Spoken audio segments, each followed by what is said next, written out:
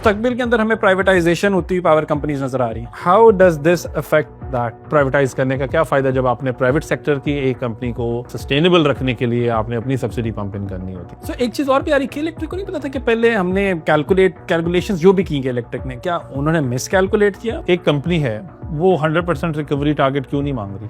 It means कि मैं accept कर रहा हूं कि मैं 100% रिकवर नहीं कर सकता। भाई आप खड़े हो, जरा हिम्मत करें, 100% रिकवरी करें। जो यूनिफॉर्म टैरिफ रेगुलेटर ने डिफाइन किया हुआ है, गवर्नमेंट ने डिफाइन किया हुआ है, उसके मुताबिक ही आपको चार्ज होगा।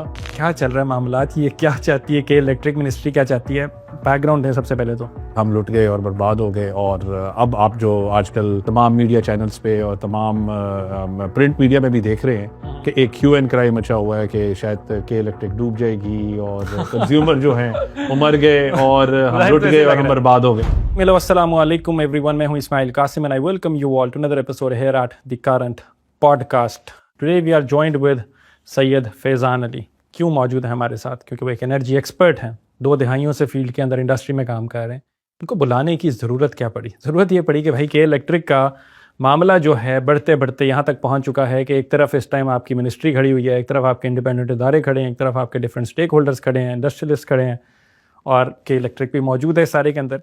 मामला कुछ ऐसे होता है, मल्टी ईयर टैरिफ के हवाले से जो 32 रुपये पर यूनिट था एक वक्त के अंदर, उसको बढ़ा के इस दफ़ा जब के इलेक्ट्रिक ने फाइल किया, पेश किया नेपरा के सामने और इसको अप्रूवल भी मिला, वो 40 रुपये पर यूनिट तक चला गया था। लेकिन उसको बाद में जब उसके ऊपर क्रिटिसिज्म आया, उसको रिव्यू किया गया, तो उसको वापस रिड्यूस किया गया 32 रुपये पर यूनिट। बट सिचुएशन जो है वो काफ़ी ज़्यादा अभी भी ख़राब ही है। फैज़ान भाई, thank you so much for your time. सबसे पहले तो thank you for having me.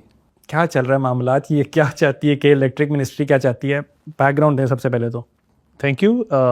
सबसे पहले तो मैं कहूँगा कि जो मल्टी ईयर टैरिफ एक नॉर्मल एक प्रोसेस है जो जिसके थ्रू जितनी भी यूटिलिटीज़ हैं वो अपना फाइल करती हैं for different number of years, 5, 6, 7 different number of years के लिए वो अपना एक इन्वेस्टमेंट प्लान लॉन्च करती हैं कि हमने किस जगह पे कहाँ क्या चीज़ इन्वेस्ट करनी है, अपने नेटवर्क को हमने किस तरीके से इन्हांस करना है, किस तरीके से उसकी एफिशिएंसी बढ़ानी है, किस तरीके से अपनी जो एनर्जी या इलेक्ट्रिसिटी की जो सप्लाई है उसको हमने अपने कंज्यूमर्स तक पहुंचाना है रिलायबल एफिशिएंट मैनर से। ठीक है।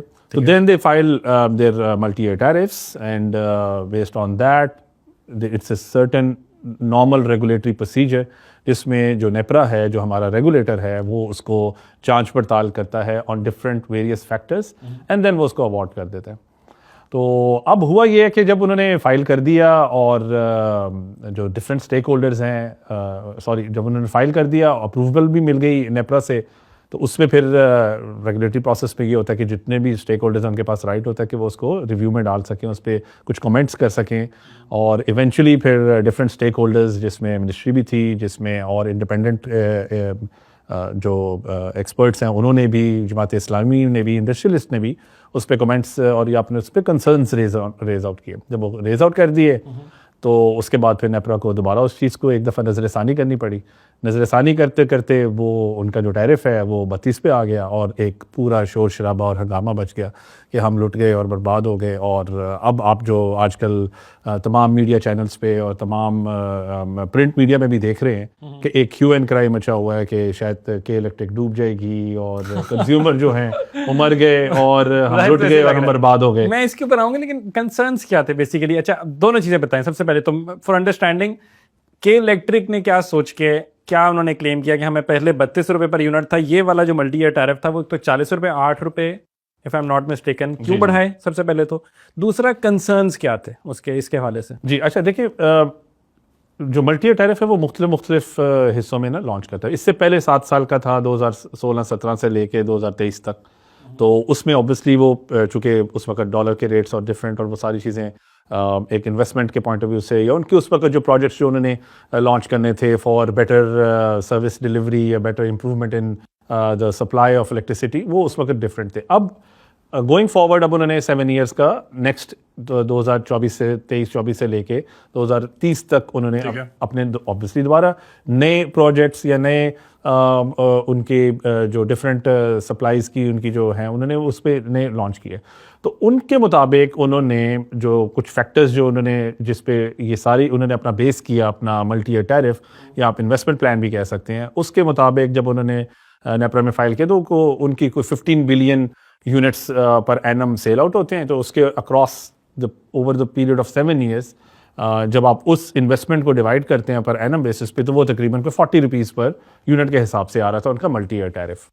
तो इस पे जो कंसर्न्स जो मुख्तलिफ रेज ऑन किए, मतलब उसमें जो नेपरा ने अलाउ किए हुए थे के इलेक्ट्रिक को, वो जो एक्सपर्ट्स हैं, ये जो स्टेक होल्डर्स हैं, उन्होंने कंसर्न्स रेज किए कि ये इन लाइन नहीं है विद जो नॉर्मल नॉर्म्स हैं फॉर अदर डिस्ट्रीब्यूशन कंपनीज, या जो इन्वेस्टमेंट के जो डिफरेंट कैटेगरीज हैं उस पर लाइक रिटर्न ऑन इन्वेस्टमेंट होगी, रिटर्न ऑन उनकी जो इक्विटी है उस पर, या आपने उसको जो रिकवरी के जो टारगेट्स दिए हैं, या आपके जो T&D के जो लॉसेस हैं, वो जब आप उनको देखते हैं तो वो इन लाइन नहीं है जो कि होने चाहिए, और जिसकी बेसिस पे फिर नेपरा को उन्होंने फाइल किया रिव्यू, और उसकी बेसिस पे फिर नेपरा को जब रिव्यू करना पड़ा, और इस पे फिर सारा इवेंट करना पड़ा। बट एक क्वेश्चन ध्यान में आता है ना, अभी डिस्कशन के अंदर नेपरा ने पहले क्यों नहीं ये चीज़ें देखी, पहले क्यों अप्रूव किया? जी, ये आपका क्वेश्चन तो बजाय, इस पे आप कह सकते हैं कि आइदर कैपेसिटीज इशू थे, या आप कह लें कि उनकी नाअहली भी आप कह सकते हैं, या उनकी आप कह सकते हैं कि but I would generally suggest कि कैपेसिटी इशू आप हम कह सकते हैं विदाउट अ डाउट, जिसकी वजह से, क्योंकि अगर फर्स्ट टाइम पे ही ये रिव्यू हो जाता तो मसला बनता, तो फिर ये मसला ही ना बनता, और फिर मुख्तलिफ स्टेक होल्डर्स को इस पे जाना ना पड़ता, टाइम ना ज़ाया होता है। ठीक है, इतना जो रिव्यू पीरियड में और ये सारी चीज़ों पे अनसर्टेनिटी क्रिएट हुई है। और फिर होता भी ये है कि अगर आप नेचुरली भी एक रिव्यू फाइल कर रहे हैं, ठीक है, विद ऑल योर ऑनेस्टी, तो इदारे आपस में एक दूसरे के ऐसा लगता है कि सामने खड़े हो गए, जबकि ऐसा नहीं होता। इसमें एक आपने अपनी अकल फहम और अपने जो नॉर्म्स है उसको देखते हुए, अपनी जो रिस्पॉन्सिबिलिटी देखते हुए, मुख्तलिफ स्टेक होल्डर्स ने उस पर जब रिव्यू फाइल करते हैं, तो उसमें फिर नेपरा इंडिपेंडेंट है, नेपरा उस पर कोई भी डिसीजन ले सकता है, और जो कि उसने लिया और उसको फील हुआ कि इस पे नज़रसानी की ज़रूरत है, और उसने नज़रसानी की, जिसकी वजह से ये 32 रुपये पे आया। ठीक है, मेक सेंस। एक चीज़ यहाँ पे अगर मैं ऐड करूँ, अगर हम यही कहते हैं डिसीजन तो क्रॉस द बोर्ड होना चाहिए ना, अगर तो हम कहते हैं कि इलेक्ट्रिक को आप इंसेंटिवाइज कर रहे हैं, सब्सिडी दे रहे हैं, या उनकी रिक्वायरमेंट ही बढ़ चुकी है, तो बाकी पावर कंपनीज नहीं फिर यही चीज़ क्लेम करेंगी, अनफेयर एडवांटेज नहीं है। जस्ट अगर मैं कि इलेक्ट्रिक के पॉइंट ऑफ व्यू से कहूँ कि जिस तरह उन्होंने क्लेम किया कि वे बढ़ा दें 32 रुपये से 40 रुपये ले जाएं, तो बाकी भी सेम नहीं है, अक्रॉस द बोर्ड ही होना चाहिए। जी जी बिल्कुल, इसी को मद्देनजर रखते हुए रिव्यू फाइल किए गए हैं कि जो बाकी डिस्ट्रीब्यूशन कंपनीज हैं, जो उनको आपने शिके, या जो उनको आपने जिन फैक्टर्स पे मल्टी ईयर टैरिफ वो फाइल कर रहे हैं, या जो उनके सर्विस टेरिटरीज हैं, उनको मद्देनजर रखते हुए, उनको देखते हुए आपने कि इलेक्ट्रिक को भी अगर किन फैक्टर्स पे आपने मल्टी ईयर टैरिफ उनको अनाउंस करना है या उनको अलाउ करना है, तो आप उसको जज करते हुए करें। अगर आप मुझे थोड़ी सी इजाज़त दें, मैं इस पर थोड़ा सा आपको क्लैरिफाई जरूर जरूर जरूर। बिलफर्ज एक रिकवरी का टारगेट होता है, ठीक है। रिकवरी ये है कि आपने जो बिल्स आपने अपने कंज्यूमर्स को दिए हैं, उससे आपने रिकवर भी करना है, राइट। तो अब डिस्ट्रीब्यूशन कंपनीज के जो टारगेट रिकवरी के होते हैं वो 100% टारगेट्स होते हैं। सो मच सो कि हमारी जो पंजाब की 5 डिस्ट्रीब्यूशन कंपनीज हैं, उन्होंने लास्ट फिस्कल ईयर जो गुजरा है 100% रिकवरी के टारगेट्स अचीव किए हैं उन्होंने, ठीक है। इसके बरअक्स नेपरा को, जो नेपरा ने बल्कि 2021-22 में और 22-23 में 96-97% रिकवरी टारगेट्स हसूल किए, तो जब मल्टी ईयर टैरिफ में, first multi year tariff review में नेपरा ने उनको अलाउंस दी, तो वो तकरीबन 93% तक ले गए। तो आप खुद बताएं, एक कंपनी जो 96-97% अपना टारगेट रिकवरी का अचीव कर रही है, तो आपने मल्टी ईयर टैरिफ में उसको फिर 93 पे क्यों ले आए? तो इस तरह का एक फैक्टर तो ये हो गया, जिस पे फिर रिव्यू फाइल की गई मिनिस्ट्री की तरफ से भी और डिफरेंट स्टेक होल्डर्स की तरफ से भी, और नेपरा ने फिर उस पर जब दोबारा नजरसानी की तो उसको 100% रिकवरी टारगेट रखा। इसी तरीके से ट्रांसमिशन एंड डिस्ट्रीब्यूशन लॉसेस का भी एक फैक्टर है। T&D लॉसेस ये होते हैं कि जो आपकी जो थेफ्ट के होते हैं लॉस, या जो आपकी नॉर्मल टेक्निकल लॉस होते हैं, उस पर भी इंडिपेंडेंट जो कंपनीज से स्टडीज़ करवाई के इलेक्ट्रिक ने, जर्मन एक कंसल्टेंट से, फिशनर के नाम से, उसने स्टडी करवाई, जिसने उसके 6.5% कहा कि आपका टेक्निकल लॉस अप्रॉक्सीमेटली 6.5 है। तो उसमें फिर आप थोड़ा सा उसमें मार्जिन दे देते हैं, लॉ एंड ऑर्डर दे देते हैं। तो पहले आपने उसको 13-15% दिया हुआ था, तो अब जो रिव्यू जब हमने किया और उसके अलावा डिफरेंट स्टेक होल्डर्स के रिव्यू की वजह से वो 9% पे अब नेपरा ने अलाउ किया, क्योंकि आपको 9% लॉसेस करने की इजाज़त दी है, जो कि पहले 15% इजाज़त दी हुई थी। तो इस तरह के जो फैक्टर्स हैं, इसी तरीके से फिर आपके अब गवर्नमेंट जो है वो 2000 मेगावाट सप्लाई दे रही है के इलेक्ट्रिक को अपने पूल से, क्योंकि वो एक सस्ती बिजली वहाँ से मिल जाती है। तो जब वो अपने पूल से सस्ती बिजली दे रही है तो उससे होता ये है कि जो के इलेक्ट्रिक के जो अपने जनरेशन प्लांट्स हैं वो आइडल हो जाएंगे। तो आइडल हो जाएंगे तो आपके पास दो ऑप्शंस हैं, या तो आप उनको पेमेंट्स फिर भी करते रहें क्योंकि मेंटेनेंस तो करनी है उसकी, चलाने तो है ऐसे, या फिर दूसरा ऑप्शन ये है कि आप उसको क्या करेंगे, डिस्पोज ऑफ करेंगे। तो नेपरा ने अब उनको इजाज़त दी है कि भाई आप इस पर डिस्पोज ऑफ करें, क्योंकि गवर्नमेंट ने 1000 मेगावाट से 2000 मेगावाट पे सप्लाई ले गए हैं टू के इलेक्ट्रिक। तो इस तरह के जो डिफरेंट इसमें और भी बहुत सारे क्लॉजेज ऐसे हैं। तो आपकी तवसत से आम आवाम के लिए मेरा ख्याल है इतना ही अभी बहुत है, क्योंकि इसमें और अगर आप डीप डाउन करेंगे तो वो बहुत सारे ऐसे फैक्टर्स हैं जो फेयर एंड स्क्वायर की बेसिस पे डिफरेंट स्टेक होल्डर्स ने नेपरा के जो फर्स्ट टाइम उन्होंने MYT जो फाइल किया उस पे उन्होंने कंसर्न्स शो किए, और we should be very happy कि हमारे रेगुलेटर ने इस पे फिर एक्शन लिया, और in the best interest of the country and the consumer. And the consumer के हवाले से जो आपने जिक्र किया, कंज्यूमर पे तो मैं आपको लेके आऊँगा, बिकॉज कंज्यूमर भी परेशान है, बिकॉज नैरेटिव वैसा बिल्ड किया जा रहा है, ठीक है। लेकिन उस कंज्यूमर की परेशानी को डिस्कस करने से पहले मैं अगर आपको वापस के इलेक्ट्रिक पे ही अगर रखूँ, मुस्तकबिल के अंदर हमें प्राइवेटाइजेशन होती हुई पावर कंपनीज नज़र आ रही हैं। जी। How does this affect that? मतलब ये सारी अनसर्टेनिटी जो है, ये सारा इशू जो क्रिएट हुआ है, अब जो सारा मामला चल रहा है उसके अंदर, don't you think it sets a bad president उस हवाले से? अच्छा, इस पे ना दो तरीके से देखने के एस्पेक्ट हैं, ठीक है। दो स्कूल ऑफ थॉट्स हैं। एक तो ये है कि एक स्कूल ऑफ थॉट ये कहता है कि जब प्राइवेट कंपनीज आ जाएंगी या टेक ओवर कर लेंगी तो the regulator needs to be very strong, ठीक है, because he needs to manage all these private sector stakeholders, private organisations, और उसको बहुत स्ट्रांगली एक प्रेसिडेंट सेट करना है कि वो अगर कंपनी ए को एक खास उसमें तराजू में तोल रही है तो कंपनी बी को भी उसी तराजू में तोले। ठीक है, एक तो स्कूल ऑफ थॉट ये है। ठीक है। स्कूल ऑफ थॉट एक और ये है, वो ये कहते हैं कि आप आपके प्राइवेट सेक्टर का एक एंटिटी है जो कि ये के इलेक्ट्रिक है, उसको आप बहुत ज़्यादा स्क्रूटनी कर रहे हैं, बहुत ज़्यादा कर रहे हैं, तो आपकी और कोई प्राइवेट कंपनी नहीं आएगी क्योंकि आप उसको कर रहे हैं। देखना ये है कि क्या वो जिस चीज़ पे हम उसको जज कर रहे हैं, जिस तराजू में हम तोल रहे हैं, क्या वो फेयर एंड स्क्वायर है कि नहीं है। तो जैसे मैंने अभी आपको बता दिया, वो फेयर एंड स्क्वायर है। और फिर इंडिपेंडेंट रेगुलेटर हैज़ डिसाइडेड, जो उसने बहुत सारी ऐसी भी एक दो चीज़ें हैं जो कि हमने शायद मतलब स्ट्रिंजेंट लोगों ने मांगी हुई थी, या उस पर उन्होंने टास्क ज़्यादा टफ थी, लेकिन रेगुलेटर ने उसको उस तरीके से नहीं देखा और उसको थोड़ा सा लीनियंसी करके उनको अलाउ कर दी। तो कहने का मकसद ये है, जो आपका coming back to that privatise सवाल, मेरा एज एन एक्सपर्ट ये ख्याल है कि गोइंग फॉरवर्ड, चूँकि अब हम प्राइवेटाइजेशन वाली साइड पे जा रहे हैं और 3 डिस्ट्रीब्यूशन कंपनीज जो कि आइस्को है, फेस्को है एंड गेपको है, वो एडवांस स्टेजेस में है, hopefully in the next year ये प्राइवेटाइज हो जाएंगी। तो then you would have like 4 companies, right? So those 4 companies you have to manage very stringently, amicably, and on certain specific set of rules जिनसे आप deviate ना करें। तो वो आई थिंक कि रेगुलेटर को आज से वो स्टार्ट कर लेना चाहिए, और जो कि वो आई थिंक कर रहा है। तो रेगुलेटर को बहुत क्लियरली एक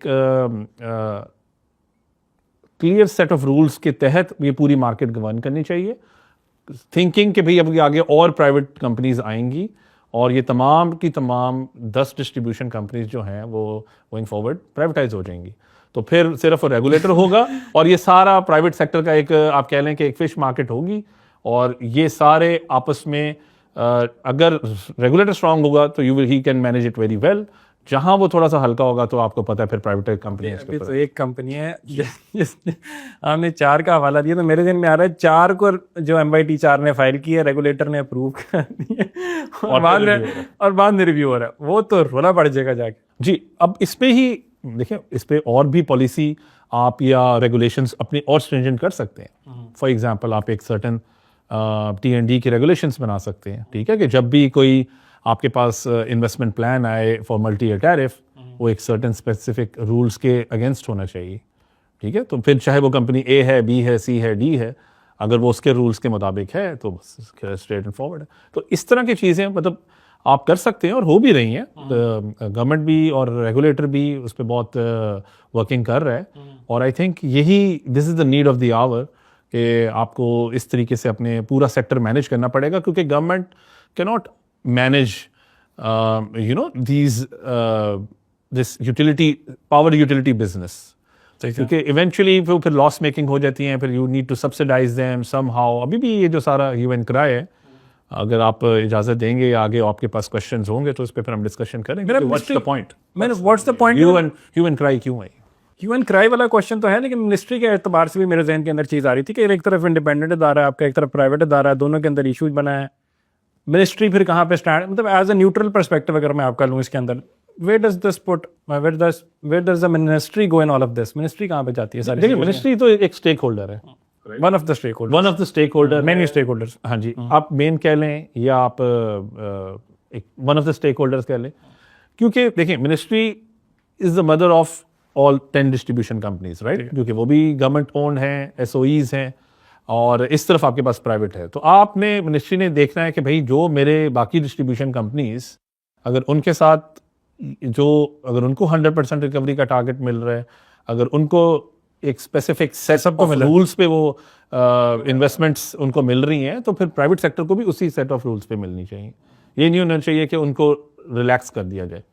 और रिलैक्स जैसे ही आप करेंगे तो फिर आपको पता है यूनिफॉर्म टैरिफ है, और फिर वहाँ से फिर आपको सब्सिडी गवर्नमेंट वाली साइड से फिर आपको टू मेंटेन ऑब्वियसली कराची के इलेक्ट्रिक के कंज्यूमर्स को भी आपने बिजली तो सप्लाई रखनी है। तो जहाँ वो फिर आप थोड़ा सा लीनियंट होते हैं और टैरिफ और उनकी इन्वेस्टमेंट बढ़ जाती है और आपका जो यूनिफॉर्म टैरिफ है वो कम हो जाता है, तो then the government has to pump in subsidy, which is, तो फिर क्या प्राइवेटाइज करने का क्या फ़ायदा जब आपने प्राइवेट सेक्टर की एक कंपनी को सस्टेनेबल रखने के लिए आपने अपनी सब्सिडी पंप इन करनी होती है। तो ये इसी चीज़ को मद्देनज़र रखते हुए बाकी भी डिस्ट्रीब्यूशन कंपनीज, कुछ लॉस मेकिंग भी है, कुछ प्रॉफिट मेकिंग भी है, इसीलिए तो गवर्नमेंट उनको भी प्राइवेटाइज करना चाह रही है ताकि फिर इस बिजनेस से निकलें। और अगर प्राइवेट कंपनी को ही आपने सब्सिडी देनी है, तो then there is no point in privatising that company, right? फिर तो वो फिर गवर्नमेंट ओनली हो जाए, तो उससे क्या फ़र्क? के इलेक्ट्रिक के एतबार से एक चीज़ और भी आ रही, के इलेक्ट्रिक को नहीं पता था कि पहले हमने कैलकुलेशंस जो भी की के इलेक्ट्रिक ने, क्या उन्होंने मिस कैलकुलेट किया? मतलब एग्जांपल है कि उन्होंने क्या सोचा, उनको इंटरनल एडवाइजर्स ने क्या बताया, उनको पता नहीं था कि भाई बैकलैश आएगा, दूसरे स्टेक होल्डर्स हैं, दूसरी पावर कंपनीज भी हैं, इंडिपेंडेंट अदारा भी है, सो मेनी फैक्टर्स, डॉलर के रेट को भी देखना है, इंडस्ट्री को भी देखना है। सोचा कहाँ से, क्यों ख्याल आया? प्लानिंग तो अचानक से तो नहीं उठे होंगे ना, क्या दिया होगा? आप खुद सोचे ना कि एक कंपनी है वो 100% रिकवरी टारगेट क्यों नहीं मांग रही? वो कहती है कि मुझे 93% दी। मैं समझ नहीं आ रही। इट मीन्स कि कुछ ना कुछ इनएफिशिएंसी है, कुछ इट मीन्स कि मैं एक्सेप्ट कर रहा हूँ कि मैं 100% रिकवर नहीं कर सकता, जबकि बाकी कर रहे हैं, बाकी को टारगेट मिला हुआ 100% रिकवरी का।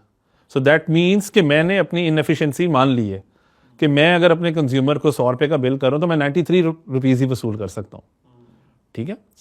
अब आपने बहुत अच्छा क्वेश्चन किया। इसी तरीके से मैं अपने जो ट्रांसमिशन के जो लॉसेस हैं या डिस्ट्रीब्यूशन के लॉसेस हैं, मैं अपनी नेटवर्क को इस तरीके से एनहांस नहीं कर सकता कि मैं अपने वो लॉसेस ओवरकम कर लूँ। कहीं चोरी हो रही है तो मैं नहीं पकड़ सकता। Make sense. मतलब आप +2 नहीं हो रहा, मैं अंडरस्टैंडिंग के लिए पूछना चाह रहा हूँ कि मतलब क्या आई। ये छोटी सी चीज़ें हैं जिन पे तकरीबन तमाम स्टेक होल्डर्स ने इश्यूज रेज आउट किए हैं, इसमें कोई रॉकेट साइंस नहीं है। तो आप खुद बताएं कि अब हम तो जिसको कहते हैं शायद थपकी दे रहे हैं, ठीक है ना, स्टेक होल्डर्स थपकी दे रहे हैं कि इलेक्ट्रिक को कि भाई आप खड़े हो, ज़रा हिम्मत करें, 100% रिकवरी करें, ठीक है ना, इन्वेस्टमेंट आप लें और हिम्मत करें, रिकवरी करें। अगर नहीं हो रही तो फिर अब इट्स क्वाइट अमेजिंग ना कि बाकी तो डिस्ट्रीब्यूशन कंपनीज को आप टारगेट ये दे रहे हैं लेकिन एक कंपनी को ये दे रहे हैं, और फिर अगर टारगेट वो नहीं पूरा हो पाएगा तो इवेंचुअली फिर आपको कंज्यूमर का भी लॉस है, कहीं ना कहीं तो वो टैक्स पेयर नहीं देना है।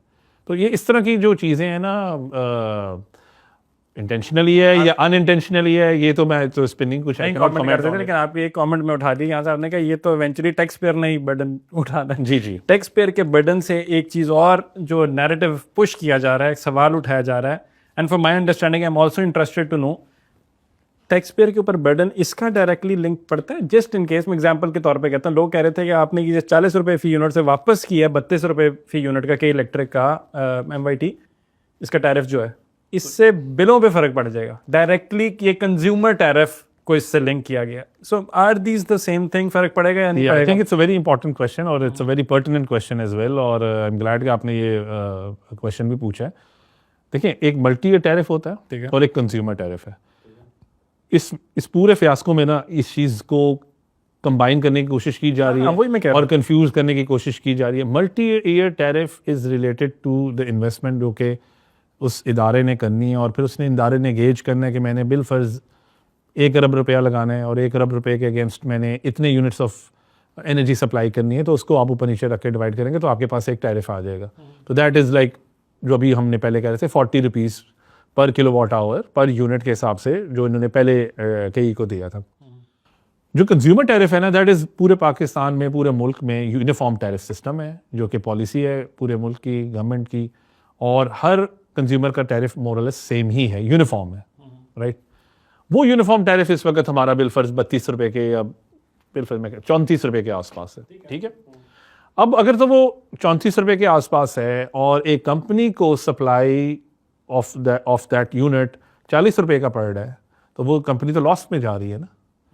तो उस जो डेल्टा है 8 रुपये का या 7 रुपये का, ठीक है, वो अगर आप मल्टीप्लाई करें द नंबर ऑफ यूनिट्स विच वो कंपनी बेच रही है, बिलफर्ज 15 बिलियन के इलेक्ट्रिक बेच रही है, तो ये कोई 1.25 अरब रुपये का एक किस्म का नुकसान है उस कंपनी का। तो वो 1.25 अरब रुपया मैं फिर गवर्नमेंट को कहूँगा कि आप सब्सिडाइज करें, क्योंकि भाई मुझे तो बिजली पड़ रही है 40 रुपये की, आपने क्या कि मैं 34 रुपये की बेचूँ, तो फिर अब आप मुझे बताएं कि जो मुझे इतने की पड़ रही है आप मुझे पैसे दें, राइट। तो ये एक नॉर्मल क्राइटेरिया। अच्छा, अब वो 40 रुपये पे देखने के लिए कि भाई क्यों 40 रुपये में आया, तो वो मैंने आपको फैक्टर्स गिना दिए, वो फेयर एंड स्क्वायर थे। जैसे वो उन फैक्टर्स को एक फॉर्मूले के तहत जब लगाया तो पता लगा कि ये तो फैक्टर्स ठीक थे, और जब इन फॉर्मूले के तहत आपने उस पर अंदर किया तो वो तो 40 से 32 पे आ गया टैरिफ। अब जब आप 32 पे आ गए तो वो यूनिफॉर्म टैरिफ के आसपास आ गया। जब यूनिफॉर्म टैरिफ के आसपास आ गया तो गवर्नमेंट को सब्सिडी या टैक्स पेयर को कोई बोझ नहीं पड़ेगा उसके ऊपर, ठीक है। जो कंज्यूमर एंड का टैरिफ है वो वही उतना ही रहेगा जो गवर्नमेंट ने किया हुआ है। द मेन थिंग इज कि क्या गवर्नमेंट को सब्सिडी देनी पड़ रही है कि नहीं देनी पड़ रही, that is the important point. अगर तो वो आप यूनिफॉर्म टैरिफ, मैं ऐसा, चाहे मैं डिस्ट्रीब्यूशन कंपनी कोई भी हूँ, अगर मेरा मल्टी ईयर टैरिफ ऐसा है कि जो यूनिफॉर्म टैरिफ के आसपास ही है, तो क्या मीन्स कि मैं बोझ नहीं हूँ, ठीक है ना, गवर्नमेंट पे बोझ नहीं हूँ। अगर उस यूनिफॉर्म टैरिफ से ऊपर है तो इट मीन्स मैं बोझ हूँ, सब्सिडी देनी पड़ेगी। अगर मैं उससे नीचे चला गया तो मैं बेसिकली बेनिफिट कर रहा हूँ गवर्नमेंट, जो हाईली अनलाइकली है, लेकिन ये मतलब इट हैपेंस, मतलब ऐसी बात भी नहीं है। तो ये सारी चीज़ थोड़ा सा मैंने कहा कि अच्छी बात है आपने पूछ लिया, एक्सप्लेन कर दिया। तो इसमें ये कहना कि जी वो 7 रुपये नीचे आ गए, अब ये तो मैं कंज्यूमर से लूँगा, ऐसा इट्स नॉट पॉसिबल, ठीक है। दिस कैन नॉट हैपन, क्योंकि जो यूनिफॉर्म टैरिफ रेगुलेटर ने डिफाइन किया हुआ है, गवर्नमेंट ने डिफाइन किया हुआ है, उसके मुताबिक ही आपको चार्ज होगा। कोई ऑल ऑफ अ सडन तो चेंज हो भी नहीं ना रहा, नहीं हो सकता। पिछले आपने साल क्या किया, उससे पिछले साल क्या किया, ये तो 5-6-7 साल की कोई भी उसकी मर्जी के बगैर, रेगुलेटर ने जो अनाउंस कर दिया टाइम, उसके बगैर वो नहीं आप कंज्यूमर से चार्ज कर सकते। क्या अगर फॉर एग्जांपल आप लेस्को में रहते हैं, लेस्को में आपका टैरिफ है 34 रुपया, अगर उस लेस्को को वो 34 रुपये नहीं पड़ रही आपको बिजली, आपको पड़ रही है वो 40 रुपये, तो but he is bound to take 34 rupees from you, right. कभी आपने देखा ऐसे नहीं होता। तो ये कह देना कि जी ये मल्टी ईयर टैरिफ की वजह से ये हो जाएगा, नुकसान उनकी अपनी इनएफिशिएंसी की वजह से उस कंपनी का है, so they have to become more efficient. तो ये नैरेटिव पुश क्यों किया गया, कि आपके ख्याल में क्या गोल क्या हो सकता है? Sir obviously to build a narrative, to gain some obviously public backlash, public sentiments, और ये और वो के हमारे साथ ज्यादती हो रही है और ये हम ऐसे होना चाहिए, और मतलब इस पे पब्लिक को कंफ्यूज कर देना कि भाई ये आपका टैरिफ बड़ा ज़्यादा होने लगा है। तो क्योंकि मामला तो इंडस्ट्रियलिस्ट का ज़्यादा है ना, स्टेक होल्डर्स का इसके अंदर, जो आपका एक आम लेमैन है कि आपका कंज्यूमर इवेंचुअली एंड जो आपका कंज्यूमर है, उसके अंदर ये एक ऐसा डिबेट, एक ऐसा डिस्कोर्स है जिसके अंदर यूजुअली हम देखते हैं कि लोग कौन आ रहा है, कौन जा रहा है, किसकी हुकूमत है, किसकी नहीं, किसने क्या नैरेटिव पुश कर दिया, सोशल मीडिया पे क्या बयान दिया, वो तो सारा डिस्कस करके शेयर भी करेंगे, कि वो वाली डिस्कशन है जिसके अंदर कहते हैं हाँ वी आर नॉट इंपॉर्टेंट, हमारा डायरेक्टली कोई ताल्लुक ही नहीं है। तो हो सकता है कि उन सारों को बताने के लिए नहीं भाई आप भी है, बेशक झूठी बोला हो कि भाई आपका बिल बढ़ जाएगा। ये बिल्कुल आपकी बात ऐसे ही है कि ये गवर्नमेंट का या सॉरी उस ऑर्गेनाइजेशन पब्लिक की सेंटिमेंट्स गेन करने के लिए, to put some pressure on the regulator और द डिसीजन मेकर्स कि भाई हम तो बर्बाद हो जाएंगे, या आपके साथ ऐसे हो जाएगा, या बिजली बंद हो जाएगी, या मैं अपना नेटवर्क मेंटेन नहीं कर पाऊंगा, तो फिर आप जिम्मेदार हैं, ऐसे है वो। तो इट्स मोर लाइक टैक्टिक्स होती हैं, और टैक्टिक्स हो सकती हैं, but the regulator needs to see and that supply उस कंपनी की सर्विस टेरिटरी में उसके जितने कंज्यूमर्स हैं उनको सप्लाई मिल रही है कि नहीं मिल रही। ठीक है ना, क्योंकि उसने उसको एक टैरिफ दिया हुआ है, उसने उसको इन्वेस्टमेंट अलाउ की हुई है, और अगर उस कंज्यूमर को वो सप्लाई नहीं दे रही या बहुत ज़्यादा लोड शेडिंग हो रही है तो देन रेगुलेटर फाइन कर सकता है। लोड शेडिंग का भी पॉइंट है वैसे, लोड शेडिंग का भी नैरेटिव के अंदर है कि लोड शेडिंग होना शुरू हो जाएगी भाई। देखिए नैरेटिव यही हो सकता है, मेरी एक कंपनी है, मुझे इन्वेस्टमेंट उतनी नहीं मिली, ठीक है, मैं कहूँगा कि यार मैं ये लाइन नहीं बना सकता तो लोड शेडिंग होगी, ठीक है, लेकिन बात ये तो मेरी हद दर्मी हो गई ना। बात ये है कि मैंने ये देखना है कि भाई जो मुझे इन्वेस्टमेंट का फ्रेमवर्क अलाउ किया गया है, जो अभी मैं आपको बता रहा हूँ, रिकवरी और ये और वो और रिटर्न ऑन इक्विटी और ये, क्या वो उस जो ग्लोबली एक्सेप्टेड है या इवन नेशनली एक्सेप्टेड है दूसरी डिस्ट्रीब्यूशन कंपनीज में, क्या उसके अंदर रह के मुझे सारा कुछ दिया गया? अगर दिया गया तो ठीक है, then I have to work within that domain ना। इसका मतलब ये तो नहीं कि मैं तो नहीं अब कर सकता, तो और फिर वहाँ रेगुलेटर इज वॉचिंग कि अगर मैं सप्लाई नहीं दे सकता अपने कंज्यूमर को तो regulator can penalise me, right, क्योंकि उसने एक इन्वेस्टमेंट एक फ्रेमवर्क है, पूरा रेगुलेटरी फ्रेमवर्क है, उसके अंदर हमने सब ने काम करना है, चाहे प्राइवेट एंटिटी है चाहे गवर्नमेंट ओन्ड एंटिटी है। आप you will be surprise to know कि जो रेगुलेटर है वो डिस्ट्रीब्यूशन कंपनीज को भी फाइन करता है कि अगर किसी जगह पे कोई नाअहली हो गई या कोई ओवर बिलिंग हो गई या किसी जगह पे कोई आप कह लें सेफ्टी के इशू आ गया, ठीक है ना, तो वो उसको रेगुलेटर उनको भी फाइन करता है। इसी तरीके से रेगुलेटर कैन ऑल्सो फाइन। तो ये कह देना कि जी मैं तो बिजली नहीं दूंगा, तो ऐसे हो नहीं सकता, ऐसे रेगुलेटर स्टिल वॉचिंग और वो आप एक्शन ले सकते हैं आपके अगेंस्ट। ठीक हो गया। मैं एक चीज़ बड़ी इंटरेस्टिंग इसके अंदर हो रही है, अभी जो रिव्यू फाइल करने के लिए जो पुश किया गया या जो स्टेक होल्डर्स आए कि उन्होंने क्रिटिसिज्म भी किया कि नहीं जी नहीं ये आपने क्यों कर दिया, नेपरा को भी कहा सारा, और के इलेक्ट्रिक के खिलाफ खड़े मद्दे मुकाबल तो उसमें इंडस्ट्री के लोग भी थे, ठीक है।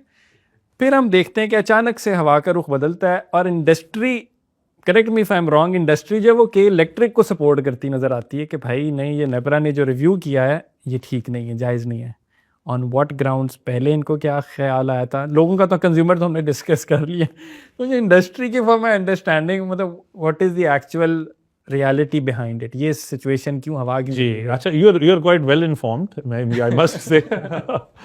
तो अच्छा, इसमें ऐसा था कि ऑब्वियसली अगर इंडस्ट्री ने के इलेक्ट्रिक के खिलाफ रिव्यू फाइल किया या उनके अगेंस्ट जो भी डिसीजन आया रिव्यू फाइल किया, सो दे मस्ट हैव थॉट कि भाई कुछ ना कुछ तो इनएफिशिएंसी है, अच्छा, लेकिन अब हुआ ये कि जारी बात है जो डिसीजन आया उसमें फिर ये भी डिसीजन आया कि जो फ्यूल कॉस्ट एडजस्टमेंट्स होती हैं आपको पता है वो भी आपने रिकवर करनी है। सिंस अभी जैसे अभी हम 2025 में हैं, तो वो तो ये तो पिछले साल से है ना, तो पिछले साल की तो मोर और लेस फ्यूल कॉस्ट एडजस्टमेंट्स तो ऑलरेडी हो चुकी हैं, राइट, जो फिस्कल ईयर है। तो लेकिन जो फैसला आया उसमें रेगुलेटर ने कहा कि जो एक्चुअल फिर फ्यूल कॉस्ट एडजस्टमेंट्स की जो वेरिएशंस हैं पॉजिटिव या नेगेटिव, वो आपने फिर जो ऑलरेडी हो चुका है उनके साथ भी रिकवर करनी है। तो लास्ट ईयर गुजर चुका है ना, ठीक है, तो वो टेंटेटिवली तो उन्होंने कुछ ना कुछ तो रिकवर कर लिया, 15.99 था, लेकिन अब उन्होंने कहा एज पर एक्चुअल अगर कोई वेरिएशन है वो भी आप रिकवर करेंगे।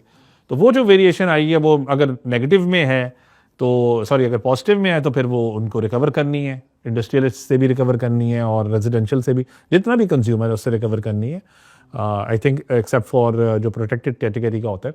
तो उसमें फिर आपको पता है कि रेजिडेंशियल कंज्यूमर के तो आप कह लें 700, 800, 1000, 2000 यूनिट्स होते हैं, इंडस्ट्रियल के ज़रा ज़्यादा होते हैं, तो वो वहाँ फिर किसी को करोड़, किसी को ज़्यादा, किसी को 50 लाख, इस तरह उनको फिर वो रिकवरी पड़ेगी, ये टेंशन पड़ी है, ये पड़ गई है। वो फिर चूंकि ये, हालांकि अगर आप लीगल ग्राउंड्स पे या अगर आप जो फेयर एंड स्क्वायर देखेंगे तो it's like a post recovery आप कर रहे हैं ना, कि डिसीजन अगर आपका लेट आया और अब आपने उस एक्चुअल अगर उस वक्त डिसीजन आता और ये डिसीजन आता तो फिर तो आप साथ साथ रिकवर कर लेते, लेकिन अब वो डिसीजन चूंकि 1 साल 1.5 साल लेट आ गया, तो अब डिसीजन ऐसा आया कि भाई वो अब आपने रिकवर तो करना है, तो अब रिकवरी तो पड़ेगी। तो इस वजह से वो फिर नहीं, मेरा एक बार सवाल आता, अगर ये रिव्यू इन्होंने ना फाइल किया होता, ये जिस तरह नेपरा ने शुरू अप्रूव कर दिया था के इलेक्ट्रिक जी, तो फिर तो मामला चलता रहता, ठीक है। ये यानी अरबों का जो ये नुकसान है हमारी फेडरल के ऊपर जो पड़ रहा था, फेडरल पे पड़ जाता है, वो पड़ता, नुकसान भी होता, हमारी डूबती मईशत को और झटका लगता। जी बिल्कुल ऐसे ही।